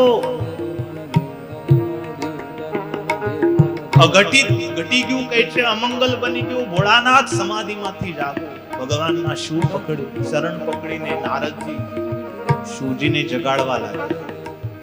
અને શિવજીએ નેત્ર ખોલ્યા. નારદજીને પૂછે છે, બોલો દેવર્ષિ શું થયું? નારદજી કહે છે, ભોળાનાથ ન થવાનું જ થયું. કે છે શું થયું? કે છે દક્ષ પ્રજાપતિના યજ્ઞમાં સતી માતા બળીને ભસ્મ થયા. અને આવું બોલ્યા ત્યાં તરત શિવજી ક્રોધના આવેશમાં આવી પોતાની શિલા ઉપરથી ઊભા થઈ ભારે ગર્જના કરી. પ્રચંડ અગ્નિ પ્રગટ થયો, નેત્રો લાલ થયા, પોતાના અદ્દલ રૂપમાં આવ્યા છે. નાચવા લાગ્યા, થઈ થઈ થઈ થઈ થઈ થઈ તાંડવ કરવા લાગ્યા. દેવતાઓ બધું આ જોઈને ગભરાઈ ગયા. ભગવાન સદાશિવ ખૂબ નાચ્યા, ખૂબ નાચ્યા. દક્ષ પ્રજાપતિને આથી પહેલા મેં ઘણી વખત જીવનદાન આપ્યું છે. મેં એના પ્રજાપતિના નિયમમાં ક્યારે હસ્તક્ષેપ કર્યો નથી, પણ આજે એને હદ કરી ગઈ છે. આજનો એનો આ અપરાધ અક્ષમ્ય છે. એટલે ભગવાન શિવ ક્રોધના આવેશમાં આવી નાસ્તા નાસ્તા ઉભા રહ્યા અને પોતાની જટાની એક લટ તોડી અને એમાંથી ભદ્રકાલી પ્રગટ કરી, વીરભદ્ર પ્રગટ કરી. વીરભદ્રને આજ્ઞા કરી, જા કે છે પ્રાણ મુક્ત કરી દે દક્ષ.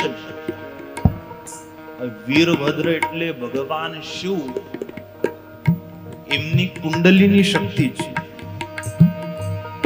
પાશુપત અને વીરભદ્ર એમની કળા છે. સ્વયં મૃત્યુ છે વીરભદ્ર. ભારે ગર્જના કરતા હજારો હજાર પોતાના દૂતોને લઈ મારું મારું કરતા વીરભદ્ર આગળ વધે. કનખલમાં આવ્યું મોટું થોડું, ભારે ગર્જનાઓ થવા લાગી. દેવતાઓ આ અવાજ સાંભળ્યો, ઋષિ મુનિઓના ડોળા ફાટી ગયા. અરે કે છે ભયંકર ટોળું આવ્યું. દક્ષ પ્રજાપતિ ગભરાય. ભગવાન નારાયણ અદૃશ્ય થઈ ગયા. બ્રહ્મદેવ કે છે હવે ઝીલતું આ ક્રોધ. બ્રહ્મદેવ પણ અદૃશ્ય થઈ ગયા. ભૃગુ ઋષિ પાસે ગયા. દક્ષ કે છે હવે આનાથી બચવાનો ઉપાય. ભૃગુ ઋષિ કે છે તમે ચિંતા ન કરશો, હમણાં દેવતાઓ ઉત્પન્ન યજ્ઞમાં આહુતિ આપીને એમાંથી ઋભુ નામના દેવતાઓ પ્રગટ કર્યા. હજારો હજાર ને લાખો જેટલા દેવતાઓ પ્રગટ થયા. એમને મોકલ્યા વીરભદ્રની સમક્ષ જાઓ કે છે એની સામે લડો, પાછા કાઢો. એને હજારો હજાર દેવતાઓની સામે વીરભદ્ર અને એમના જે બધા દૂતો હતા, ભયંકર યુદ્ધ થયું. વીરભદ્ર એક ખડગ મારે ત્યાં સેંકડો જેટલા દેવતાઓ કપાઈ જાય, કચ્ચર ઘાણ વળી. ભૃગુ ઋષિ જોતા જાય, આહુતિ આપતા જાય, દેવતાઓ કાઢતા જાય. વીરભદ્ર કે છે આ દોહાને પેલા બંધ કરવા પડશે. દૂતોને કહ્યું આ લોકોને તમે સંભાળો, આ ડોહાને હું સંભાળું છું. વીરભદ્ર પહોંચી ગયા ભૃગુ ઋષિ પાસે.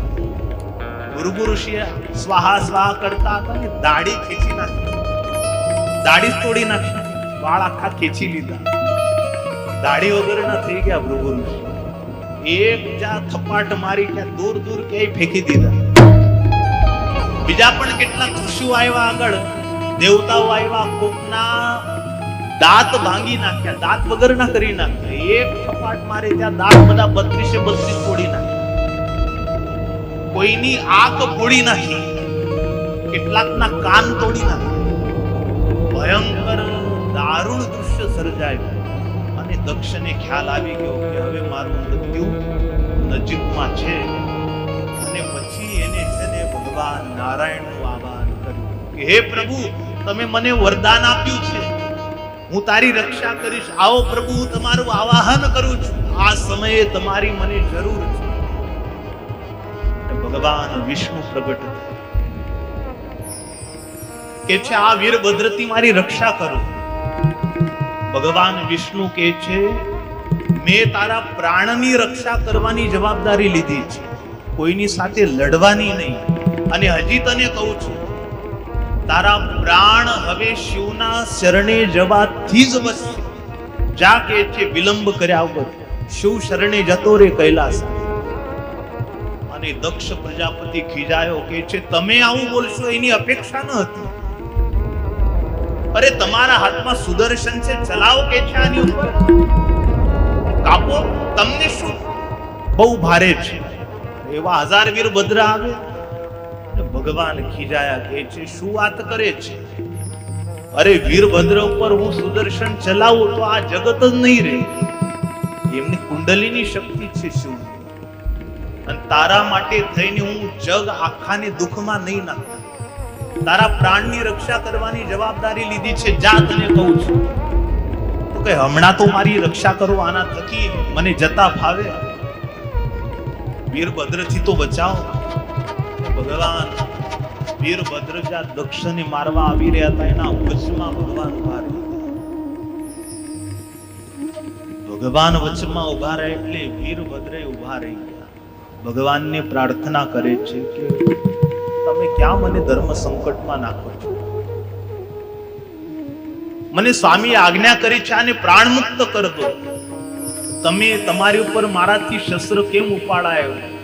હું તમને અને મારા સ્વામીને એક જ માનું છું. તમારી ઉપર હું નહીં પ્રહાર કરું. ભગવાન કહે છે તું પ્રહાર ન કરતો કઈ નહીં, હું તો કરીશ. પોતાના પાશમાં ભગવાને વીરભદ્રને બાંધ્યા. વીરભદ્ર બંધાઈ રહ્યા કારણ કે એમને ભગવાનનું એટલી અમાન્ય રાખી કે તમારી ઉપર હું પ્રહાર ના કરી શકું. શિવજીએ ધ્યાન દ્વારા જોયું કે આ તો નારાયણે વીરભદ્રને બાંધ્યા એટલે શિવજીને વળી ક્રોધ ચડ્યો. જટાની બીજી લટ છોડીને પછાડી એમાંથી ભદ્રકાલી પ્રગટ કર્યા. ભદ્રકાલીને પ્રગટ કરીને કહે છે જાઓ આજે જે પણ આડા આવે બધાયને કંચર ગાંઠ કરી બધાયને પ્રાણ મુક્ત કરતો કે છે. અને ભદ્રકાલીએ આવ્યા અને તેજ દ્વારા વીરભદ્રમાં પ્રવેશી ગયા. પછી તો ભગવાને પણ જાણ્યું કે હવે શિવજી નિશ્ચય કરી જ લીધો છે કે આ દક્ષ પ્રજાપતિને હણવો જ છે અને એનો શ્રાપ પણ હવે સત્ય થવાને આરે છે. એટલે ભગવાન પછી અદ્રશ્ય થઈ ગયા અને ભદ્રકાલી જેવા વીરભદ્રમાં પીસી ગયા. ભગવાન વિષ્ણુના બંધન આમ તોડી નાખ્યા અને ભારે ગર્જના કરતા કરતા વીરભદ્ર પહોંચી ગયા દક્ષ પ્રજાપતિ. દક્ષ પ્રજાપતિને ખ્યાલ આવી ગયો કે હવે મોત આવ્યું સામે. વીરભદ્રને જોઈને હાથ જોડી ગયો. હાથ જોડીને ઓમ નમઃ શિવાય, ઓમ નમઃ શિવાય, ઓમ નમઃ શિવાય. હે વીરભદ્ર તમે મને છોડી દો, હવે હું વિષ્ણુ ભક્ત મટીને શિવ ભક્ત થઈ જઈશ. ઓમ નમઃ શિવાય, ઓમ નમઃ શિવાય જપવા લાગ્યા. એટલે વીરભદ્રને વધારે ક્રોધ ચડ્યો. અરે કે છે તું મારા સ્વામીનો સસરો તો બની શક્યો નહીં, પણ વિષ્ણુ ભક્તય તને બનતા આવડ્યું નહીં કે છે. તને તારા સ્વામીની જ નિષ્ઠા નથી કે છે. પકડ્યો આમ બોચું અને જે પ્રહાર કર્યો, ખડગ હતું હાથમાં, પણ દક્ષ પ્રજાપતિની ગરદન આમ 2-3 પ્રહાર કર્યા પણ કપાતી નહોતી. બહુ વજ્ર જેવી ગરદન હતી. વીરભદ્ર પોતે વિચાર કરવા લાગ્યા, આટલા બધાના ગરદન ઉપર પ્રહાર કર્યા પણ માથું કપાતું નથી. એટલે વીરભદ્રનું ધ્યાન ગયું, બાજુમાં જે બકરાની બલિ અપાતી હતી ત્યાં બકરાનું માથું કઈ રીતે કાપે, ઠીક આનું માથું આવી રીતે કાપવું પડશે. પકડી ગયા અને જ્યાં બકરો વધારે ત્યાં વીરભદ્રનું દક્ષ પ્રજાપતિનું માથું વધારી દીધું અને એ માથું જઈને યજ્ઞકુંડમાં પડ્યું. દક્ષ પ્રાણ મુક્ત થઈ ગયા, હાહાકાર થઈ ગયો. બધા ઋષિગણો, દેવતાઓ, કેટલાય દેવતાઓના પગ તૂટી ગયા, કેટલાયના હાથ તૂટી ગયા. મોટા મોટા ઋષિઓ નાક કાન વિનાના થઈ ગયા. આવી દુર્દશા થઈ. ભાઈ આ તો શિવજીનું વાવાઝોડું છે. હવે ત્યારે વિનાશ જ થાય. બધાયને મુક્ત કરી અને વીરભદ્ર પાછા કૈલાસમાં પાછા ફર્યા. આ બાજુ ઇન્દ્રાદિક બધા દેવતાઓ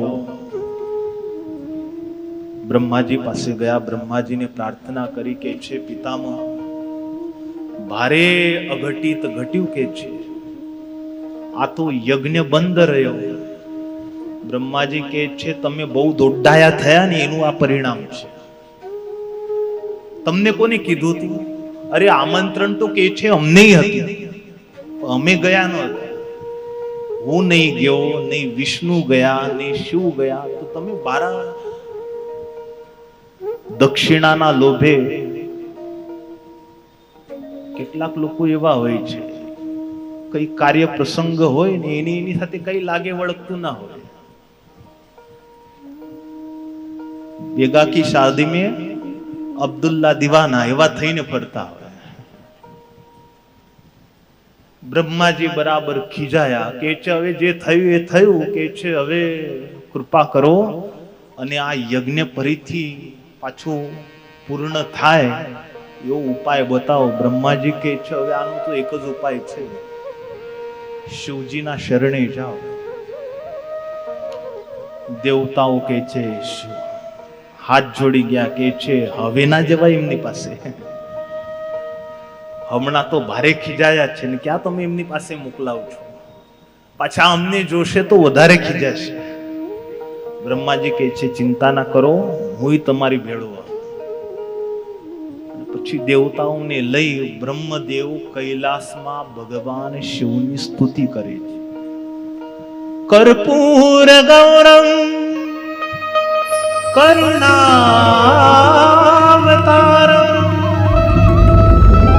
સંસાર સારમ ભુજગેન્દ્રહારમ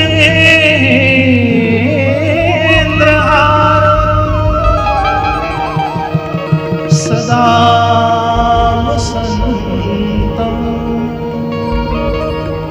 હૃદયારવિંદે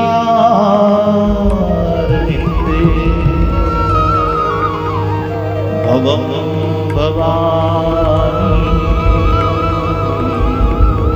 સહિતમ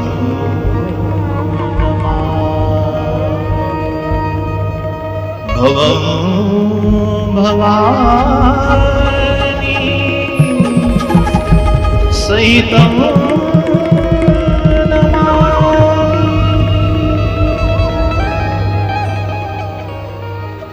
શું સ્તુતિ કરી. શિવ પાછા આશુતોષ પણ છે.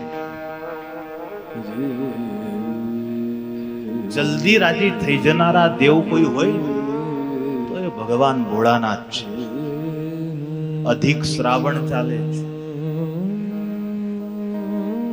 ભગવાનના ગુણ તો ગાઈએ જ, પણ જોડે જોડે હવે શ્રાવણ છે તો ભગવાન ભોળાનાથની યાદ અવશ્ય કરવા. શ્રીજી મહારાજ જા જા જતા ને શિવાલય દેખાય એટલે મહારાજ અચૂક શિવાલય જતા. ગઢપુરમાં 1 મહિના સુધી શ્રાવણ મહિનામાં મહારાજ જ્યારે ગઢપુર રહેતા, ગેલાની સામે કાંઠે મહાદેવને રોજ બિલીપત્ર મહારાજ ષોડશોપચારથી પૂજન કરે. ભાઈ શિવજી રાજી હોય ને તો તમારે બધા જ સુખોની પ્રાપ્તિ થાય. વિદ્યાને દેનારા દેવ શિવ છે, જ્ઞાનના દેવ એ શિવ છે. ભગવાન શિવ જલ્દી રાજી થઈ ગયા. દેવતાઓએ પ્રાર્થના કરી એટલે રાજી થઈ ગયા. પછી તો દેવતાઓએ માફી માંગીને કહ્યું કે પ્રભુ આપ કૃપા કરો ને આ યજ્ઞ છે ફરી પૂર્ણ થાય. ભગવાન કહે છે ચાલો હવે યજ્ઞ પૂર્ણ કરવા માટે થઈને દક્ષને પાછા યજમાન છે, યજમાન વગર તો કેમ પૂરો થાય?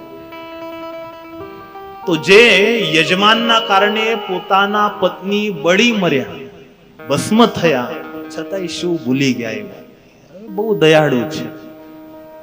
બકરાનું મસ્તક કપાવી એના ધડ ઉપર બેસાડ્યું અને દક્ષ પ્રજાપતિએ પછી પેલું બકરું બોલે એવા અવાજમાં પછી શિવ શિવ શિવ બોલવા લાગ્યા. એટલે શિવાલયમાં જઈએ એટલે લોકો આમ ગાલ થાબડે કરતા હોય, બમ બમ બમ બમ બમ બમ કરીને ગાલ શિવજીને યાદ અપાવે. કરાય, વાંધો નહીં, કરતા હોય છે.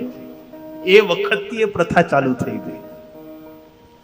બમ બમ બમ બમ કરીને ગાલ બગાડે. પછી શિવજી બધા દેવોને વાત કરી રહ્યા હતા ત્યાં ભગવાન નારાયણ પ્રગટ થઈ ગયા કનખલમાં.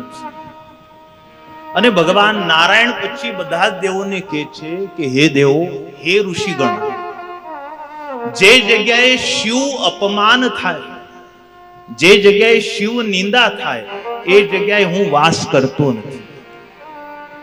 જે શિવ નિંદક છે એના ઉપર મારી ક્યારેય પ્રસન્નતા ઉતરતી નથી. આવું ભગવાન નારાયણ દેવોને અને ઋષિઓને બોલવા લાગ્યા. આમ તો તત્વતઃ જોવા જઈએ તો મહારાજ પણ બંનેને એક જ છે એવું કહે છે.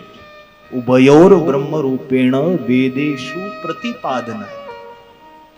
વેદોમાં બંનેને બ્રહ્મ રૂપે કરીને પ્રતિપાદિત કર્યા છે. સત્સંગી જીવનના 3જા પ્રકરણના 29મા અધ્યાયમાં મહારાજ કહે છે કે વાસુદેવ નારાયણ એવા જે પ્રદ્યુમ્ન છે એ જ દરેક બ્રહ્માંડમાં પ્રજાપતિ વિષ્ણુ બને છે. એટલે ભગવાન વિષ્ણુ જે છે એમનામાં જીવનો પ્રવેશ દેખાડ્યો નથી. એ વિષ્ણુ એટલે સ્વયં જેને તમે વિરાટ કહો છો, એ વિરાટ કોઈ જીવ નથી, એ સ્વરૂપે ભગવાન જ છે, પણ એ સગુણ સ્વરૂપ છે. આગળ બોલતા મહારાજ કહે છે સંકર્ષણ એવા જે વાસુદેવ છે એ જ પાછા દરેક બ્રહ્માંડમાં સંહાર કરવા માટે શિવ બને છે. એટલે શિવજીમાં પણ જીવનો પ્રવેશ દેખાડ્યો નથી. બ્રહ્મરૂપે કરીને એકતા તે આવી રીતે બતાવી કે વાસુદેવ અક્ષરધામાધિપતિ જે છે એ જ વિષ્ણુ અને શિવ છે, પણ એ માયાનું કાર્ય કરે છે એટલે એમને સગુણ સ્વરૂપ કીધું છે. બંને એક જ છે. આવો એક કીર્તન ગાઈ હાથ જોડી આપણે શિવજીને યાદ કરીએ ને ત્યાર પછી સરસ વ્યવસ્થા છે. આજે તે આઈસ્ક્રીમ છે, મોજે મોજ, રોજે રોજ. ભાઈ રવિવાર સુધી તો મોજ છે. હવે શ્રાવણ મહિનો છે. મોકલ્યું છે હરિહર હે કહે દોનો નાએ કમ હે ના હો કમ હે. હરિહર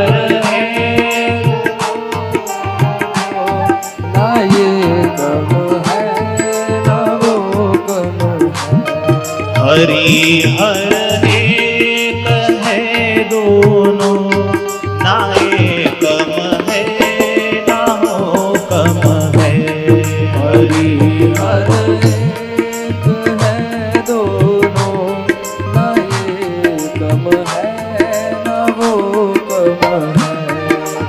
रहते हैं हिमालय में, वो रहते क्षीर सागर में।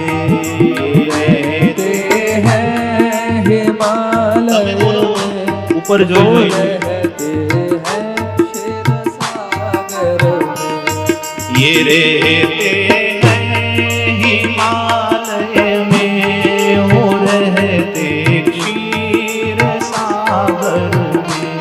ये रहते हैं हिमालय में, वो रहते हैं क्षीर सागर में। ये ससुर घर दोनों रहते हैं, ना एकम है ना होकम है। ससुर घर दोनों रहते हैं, ना एकम है ना वो कम है। જુઓ હિમાલયમાં કોણ રહે? કૈલાસમાં શિવ અને ક્ષીરસાગરમાં ભગવાન વિષ્ણુ. હવે બે બે સસુરના ઘરે જ રહે છે, સસરાના ઘરે. હિમાલય એ પાર્વતીજીના પતિ પિતા એટલે શિવજીના સસરા, અને ક્ષીરસાગર એ લક્ષ્મીજીના પિતા છે, એટલે બે જણા તો સસુરજીને ઘેર જ રહે છે. ये पीते भांग का प्याला, वो पीते प्रेम रस प्याला, हो ये पीते भांग का प्याला, वो पीते प्रेम रस प्याला। ये पीते भांग का प्याला, वो पीते प्रेम रस प्याला। हो ये पीते भांग का प्याला, वो पीते प्रेम रस प्याला। नशे में दोनों रहते हैं, ना एकम है ना होकम है। नशे में दोनों रहते हैं, ना एकम है ना वो कम है। हरि हर एक है दोनों, ना एकम है ना होकम है। हरि हर एक है दोनों, ना एकम है ना वो कम है।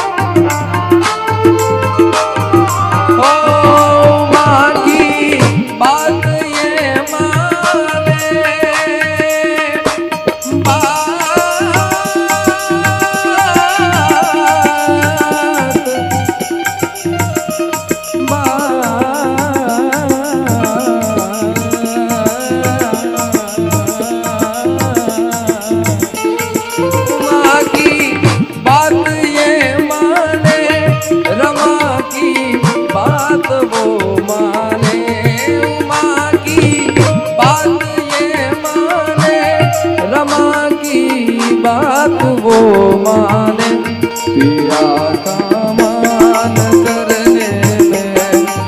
सनी सनी सनी गिर सनी दब मब सनी दब मब रे दब मब गम पिया का मान करने में, ना एकम है ना वो कम है।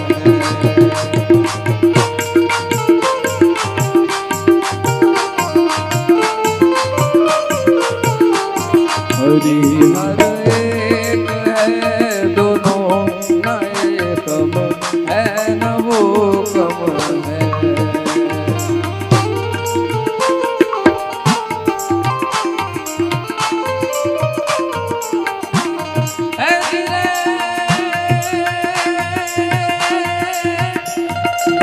शील समान दाता नहीं, जो न विपत विदारणार, अजी लजिया मोरी राखिए।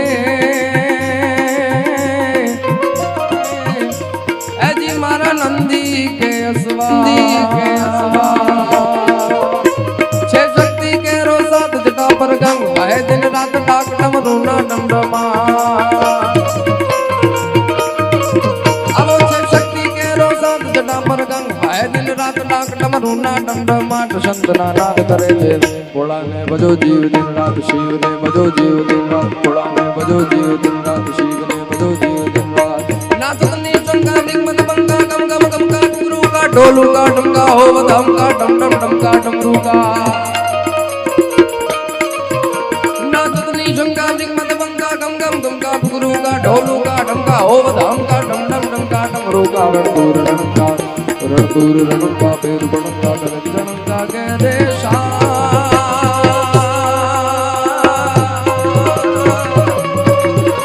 जय देव सिद्धेशा रण कलेशा मगन मेशा मायशा जिरे मगन मेशा मायशा मायशा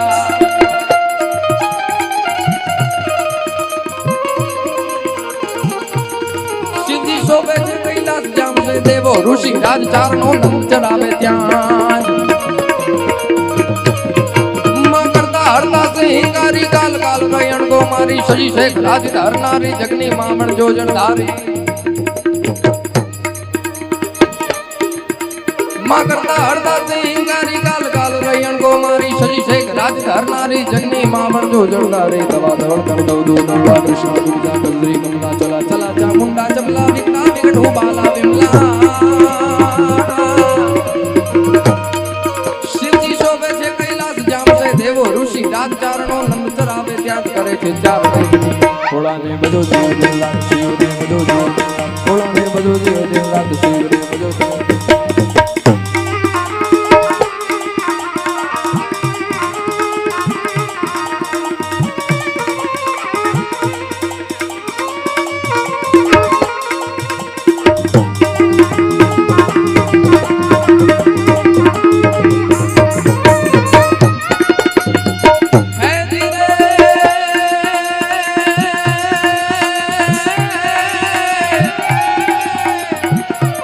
કરે છે શિવજી તાંડવ નાચ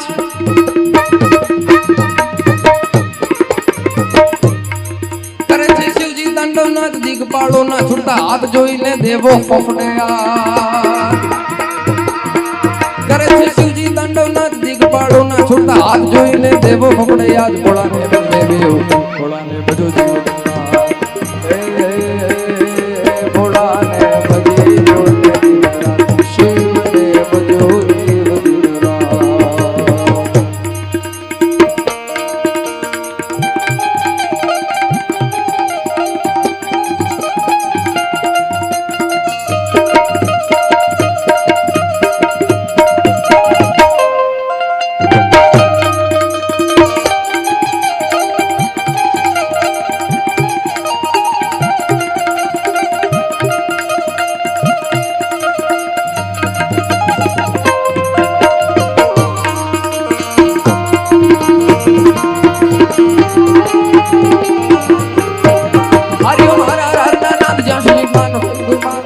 દેવો ભમણિયા હરિઓમ હર હર હર હર મારે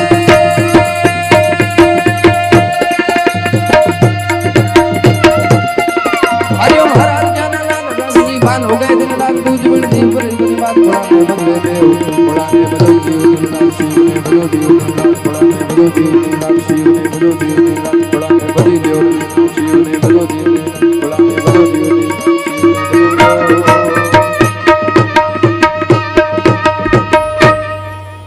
कैलाश के निवासी नमो बार बार हूँ आयो शरण तिहारे बोले तार तार तू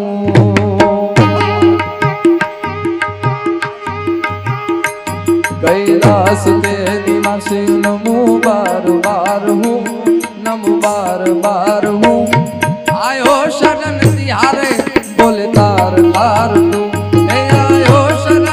हारे बोले तार तार